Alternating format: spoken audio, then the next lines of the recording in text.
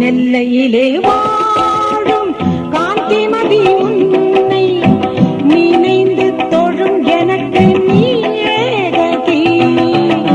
கல்லை பெண்ணாக்கிய திருமாலின் சோதரி கனிவுடனே கடை கண் பார்த்தென்னை ஆதரி.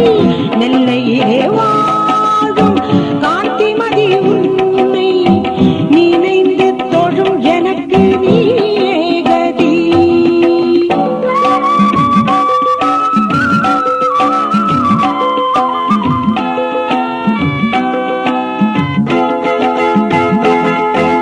வைரமணி முடியை தலையில் வைத்து வடிவான முகத்தில் பொட்டு வைத்து